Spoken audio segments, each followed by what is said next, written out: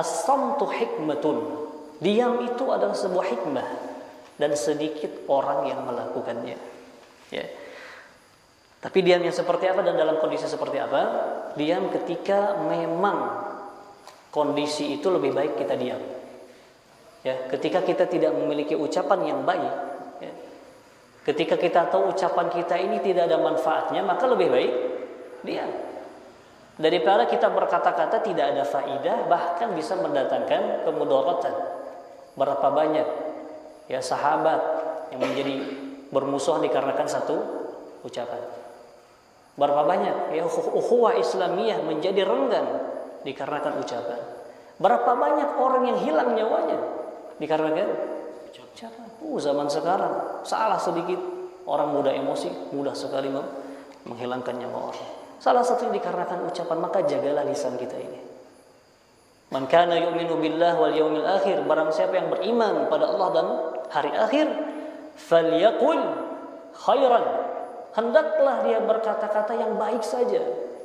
Au liyasmut, kalau tidak ada perkataan yang baik yang kita ucapkan, maka lebih baik diam.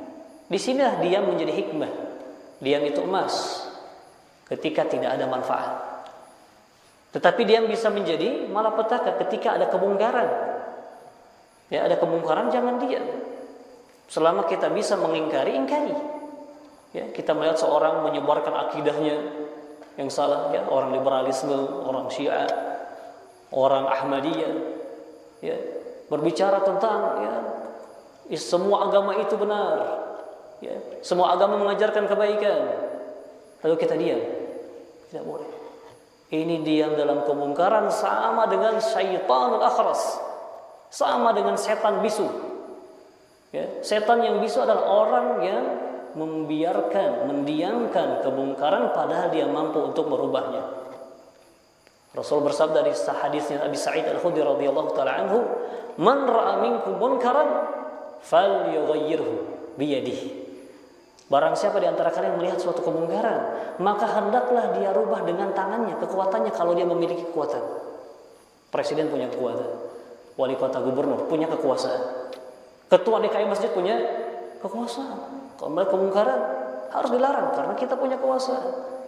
Seorang suami di rumahnya punya kekuasaan ketika melihat anak gadisnya keluar tanpa menggunakan hijab. Harus dirubah kemungkaran. Ketika anaknya membawa lelaki yang bukan mahramnya ke dalam rumah, apakah dibiarkan? Harus dirubah. Bapak sebagai kepala keluarga punya kekuatan, harus dirubah dengan kekuatannya. Ya. Barang siapa yang tidak bisa, falyughayyirhu bilisani. Yang tidak punya tingkat pertama tadi kekuasaan-kekuatan, maka rubahlah dengan lisannya, sampaikan. Ini sebuah kemungkaran dengan cara yang baik. Ini sesuatu yang menyelisihi sunnahnya Rasulullah. Ini tidak diajarkan oleh Rasulullah. Ini tidak ada contohnya misalkan. Ini perkara-perkara yang tidak Allah ridhoi. Sampaikan kemungkaran, ya, sampaikan kebaikan untuk menghilangkan kemungkaran. Tidak bisa juga karena ada rasa takut mungkin. Ya, dia belum bisa berbicara, mungkin tidak tahu dalilnya, tidak punya argumen. Minimal wa man lam yastati' falyughayyirhu biqalbihi. Faman yastati falyughayyir bisani, faman lam yastati fa biqalbihi. Barang siapa yang tidak bisa dengan kekuatan, dengan ucapannya, maka ingkarilah dengan hatinya. Wa dzalika adhaful iman, dan itulah selemah-lemahnya keimanan seseorang. Jadi tetap mengingkari kemungkaran harus ada. Jadi kaitannya dengan hadis ini, ya, kalau ada sebuah kemungkaran jangan diam. Anjuran di sini kita diam kalau memang diam itu mendatangkan kebaikan.